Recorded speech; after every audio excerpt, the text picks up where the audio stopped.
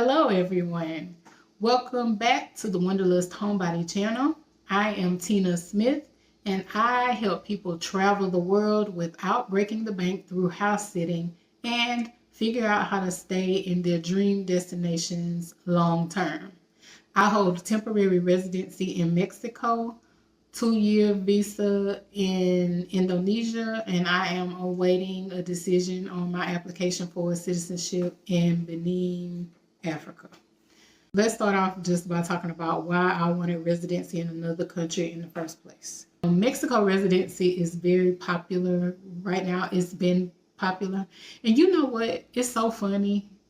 When you hang in a circle with a circle of people who do the same things, you think that's normal.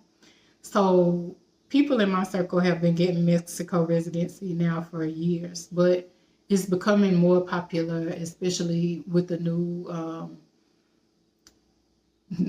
political climate in the United States. If you've seen my other videos, some of my other videos, I've mentioned that I've always loved traveling.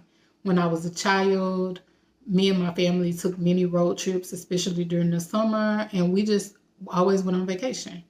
But we did not leave the country. I didn't have a passport. I think I was about 31 when I got my passport. The first international country I went to was Africa. I went to Ghana, and then I went to Ghana and London. Then I went to Canada, and then I went to Southeast Asia and Tokyo. Okay, so I traveled, I had my passport, all of that, but I never thought about moving outside of the country. In one of my videos, I mentioned how I was my mom's caregiver. She had an autoimmune disease that she was diagnosed when I was a child. So I never thought about, moving abroad because I never considered taking my mom outside of the country. And I was the mom myself. Like my child is newly, well, not now, but when I first thought about moving abroad, my child was like early adulthood. But let me digress, or let me segue. If I knew then what I know now, I definitely would have, me and my mom would have been out of the country. She would have gotten way better care. And the struggles that I had with finding good caregivers, which is why I couldn't travel for extended periods of time. And not that I would have wanted to. I adored my mom and spending time with her and taking care of her. But I had the hardest time finding caregivers, which is why I took a sabbatical from 2018 to 2023. I wouldn't have had that problem. People in other countries, this is way off topic, so bear with me. I'm going to get back on track. But people in other countries reverence elderly people or have the utmost respect for elderly people and their wisdom and their journey on this earth. They see it as sacred, something that we don't treasure in the United States and in much of the Western world, actually, because the culture says people lose value as they age. But in other countries, elderly people are valued for their wisdom. They're well taken care of. They're loved.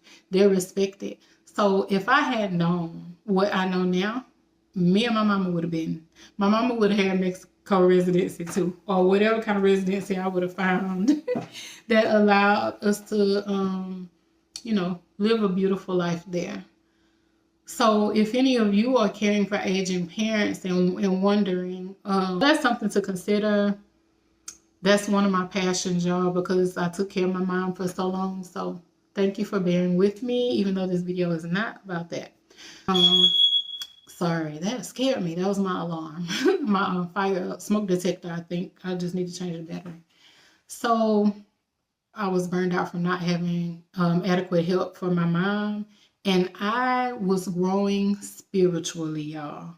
I started a spiritual growth journey in 2016, 2017. And it led me to see more clearly how destructive the pharmaceutical and healthcare industry is to people's lives. So I was led to study holistic medicine, I became a Reiki practitioner. Now I'm a level 2 Reiki practitioner. And I just began to see things very differently. And I began to loathe being a nurse in the capacity that I was in, because I would sign off on prescriptions. I would, if that does that one more time, I'm going to pause the video. I would sign and change the battery, sign off on prescriptions. I would, give people their result. It just was against what I had come to believe about healing and treating the whole person and respecting people enough to give them more than 15 minutes for a visit, or again, 8 hours for 85 calls.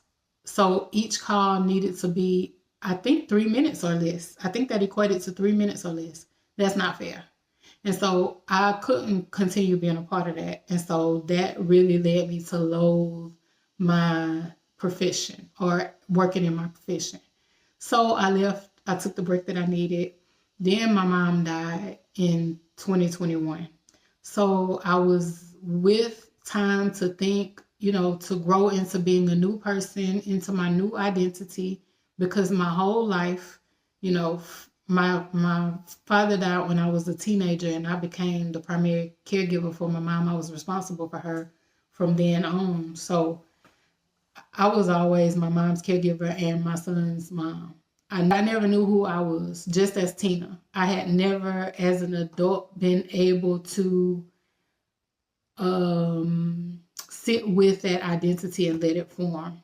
So my grieving period included grieving for my mom, the loss of her, presence on the earth, and the loss of my identity as my mom's daughter, which was my primary identity, had been my primary identity for over almost 30 years at that point. So I grieved, and one of the things that I came up with, I've always loved travel, so I started back traveling through house sitting. If you didn't see the video, I'll put the link in the description. But I started traveling because I wasn't working, as I mentioned. I had no income coming in. I was just living off savings. And so I needed the lowest cost way to travel possible. And so I found out about house sitting. I don't know. I wish I could remember how I found out about house sitting. I don't know. I cannot remember that. And I started traveling, started house sitting. As I did that, the freedom of traveling, and I ended up, of course, with house sits all over the world. As a matter of fact, one of my first house sits that I booked was in Australia. So I saw this as, I felt free to travel the world, to see the world, and to be able to do it at such a low cost, because all I had to do was get to the place I was going. And I didn't have to worry after that. I would still be on my same budget for food, and I wouldn't be paying for housing, and I could still explore. And then the bonus of being among the local people. So doing that gave me the urge to, seeing how people in other countries lived. It wasn't about the travel at that point. It was seeing how people in other countries lived, and seeing that their lives were easier, in the sense of their lives were not centered around work. They were valued for more than the output that they could produce, and the extent to which they could make somebody else's dream come true. Their food was healthier. My longing is for community. The sense of community in most places around the world that I've been in, I feel very included when I go to places, and I'm not even a native, because they welcome people. Most places, the places that I'm drawn to go to, celebrate people and human lives and people's existence by including them and welcoming them and making them feel seen and heard and acknowledging their needs and all those things that we don't stop to do in general in the United States in general. And so I loved that, and I knew I wanted more of it. I wanted to live longer. with less stress. So I began to think about that. Fast forward to going back to work. I went back to work in 2023, and in August of 2023, by 2024, and you guys, this was my dream job. I started having to go back to work because I ran out of money. I was running out of money. I had run out of money.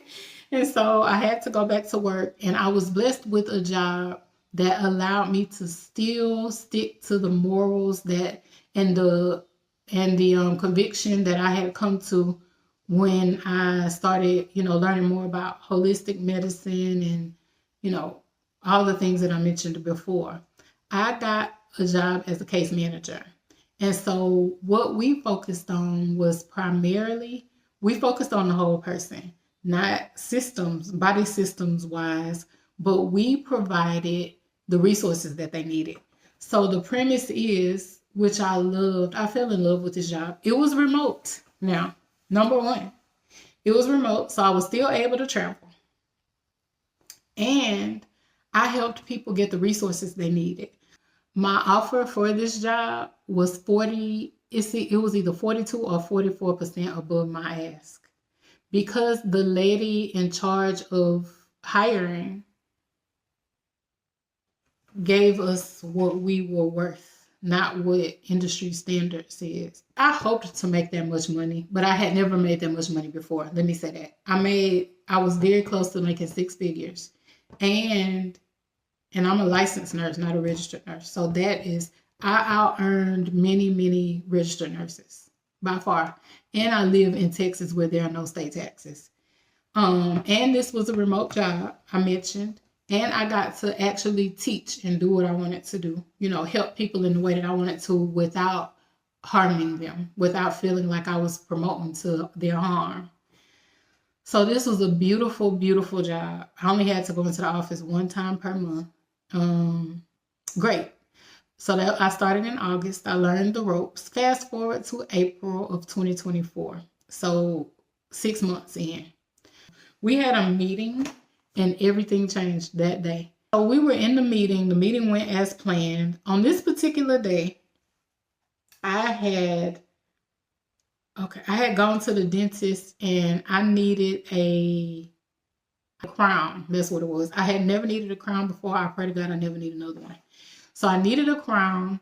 So they put this temporary crown on my tooth while they waited for the real one. So I forgot and I flossed and I lifted the crown. So I had to go to the dentist. So I was driving to the dentist, listening to the meeting. It was over at about 10:45. So I go into the dentist's office and I didn't get the service done. I went inside the dentist office and I think I made an appointment. So I came right back out because they couldn't see me right then. I had a notification that it was a meeting. This was like an emergency meeting on my calendar. And I think it started at 11. So 15 minutes between the meeting I just got out of and the meeting that was put on my calendar as an emergency. I go into the meeting and I find out that the lady who was in charge of hiring, I'm not going to say her title, but she was very high up. So she was like the heartbeat of the department that I worked for. And I worked for a very large department. Her VP, or I can't remember the lady's title, but they worked hand in hand. The director of pharmacy and the director of the department whose meeting that I had just left, they all got fired within that 15 minutes. And they were all black women. And they all got fired. It was a total blow. Like, it was a total, you didn't see this coming, sucker punch. For me and for everybody. They didn't give the reason. And then, to top that off, so that's 11. We're digesting that. The people who work in the departments of the heads that got fired, they didn't put anybody in their place. They just left them there devastated with no supervision to just process everything. Then they called another meeting at 3 something that afternoon, and they announced that they had fired even more people. I think the total ended up being close to 15, maybe a little bit over or a little bit less, but not 20. They weren't telling us who was fired. So we could have, which happened, we had people who we were waiting to do things. Like, you send an email and you request somebody helps you with such and such. You didn't know if if you didn't hear from them over the weeks. We had to figure out, oh, I'm not getting this response about this thing being done because this person was one of the ones who were fired. Why you would fire a bunch of people who were part of a team, integral parts of a team, and refuse to let somebody know who you fired? I don't know. It was nuts. It was a circus after that. So I fell into this state of depression, what I can identify now as depression. And I didn't know it was depression then. I just know I wasn't doing my work. I wasn't doing anything. I would just sit at my desk and I would try to do work. So we work from home. I would just sit at my desk and stare at the computer. And my brain would think that, my brain would be like, okay, a new hour is coming up. You're going to do this work. It wouldn't happen. I would just sit there. I couldn't figure out why. I couldn't figure out what was wrong with me. I felt sad. I wasn't crying, and I wasn't close to any of these women. You know, as far as being conversational daily or beyond just seeing them in the office the one day per month that we had to go in. But I just felt and I kept thinking, well, you just feel surprised. And they were fired in March, not April. But April, I carried on into April with not doing any work, with just sitting there. I wouldn't do anything after work. So I had been seeing this announcement for some ladies that I know who were hosting a toxic workplace seminar. And I was looking at it like, I don't even know why this is coming in my feed. And I know it was coming, now I know it was coming in my feed because I was going to need it. And I needed to have seen it to know it existed. I had a house sit during the thing. And I went on to the workshop. And I think it was the second speaker was talking. And she was talking about how you have to. And again, when I signed up for it, I still wasn't sure I was sure I worked in a toxic workplace, but I didn't understand the correlation between how I was feeling and the fact that I worked in a toxic workplace. And I was not 100% sold that I worked in a toxic workplace. I just knew what had happened was toxic, but I wasn't like, oh yeah, you work. Because I still had that, oh my gosh, this is your dream job. This is your dream situation. So the second speaker spoke about the grief of a toxic workplace, the grief of leaving a toxic workplace, and how it holds a lot of people in their position where they won't leave, where they won't quit and go find another job or just whatever, leave the workplace or whatever they're going to do. And by the way, I will link. So the second annual, it's the Job Liberation Summit. It happened a few months ago. And so I will put a link to it if you guys relate to this, if any of you relate to this, which I'm sure somebody will, you can go back and you can get the replay. Very, very well worth it, you guys. Changed my life. So she said, we have to grieve the identity that we have formed of ourselves in our lives once we let go of these toxic jobs, or as we prepare to exit these toxic jobs. When she said that, oh my God, it was God's gift to me. She was. Because I don't know how long it would have taken me. I would have had to go to therapy because I wouldn't have known that I was grieving the loss of my identity at that job and what it represented for me and who I had become because of it. I had become a person who had the job that allowed me to be authentically me and help people without feeling like I'm harming them as a nurse in the United States. That is a big deal. And the pay, almost 6 figures, All of those things, working from home, being able to travel. I still traveled in house set with this job. I wasn't found out I wasn't supposed to, but I didn't know that when I was doing it. But yeah, that freed me from holding on to the job when I realized that I didn't. That's another thing, the identity, but more so or equally as important, I felt unsafe because all of the women who were fired, and there never was, it took months for them to reveal. They said that the people who were fired didn't fit into, I can't remember the exact terms that they used, but it was like, we have a new vision and we needed to do some restructuring. Well, what if your new vision calls for you to fire me tomorrow? The fact that all of them were black women like me, that had a really big, that played a really big role in it too, because I just felt insecure. I felt insecure. We all, in fact, most people, a lot of people, well, some people quit because they were like, I'm quitting before you fire me. And they weren't black. This didn't make only black women feel secure, is what I'm saying. Most people there felt insecure. I'm sorry, insecure after that. So imagine how I felt as a person who looked just like the people who were fired and they had very high positions. I didn't, you know. So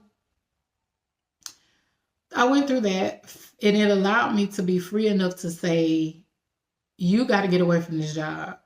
And my travels and my knowledge of, my knowledge that I gained from having been extensively in other countries allowed me to know that the cost of living in these places in other countries are far lower in some cases.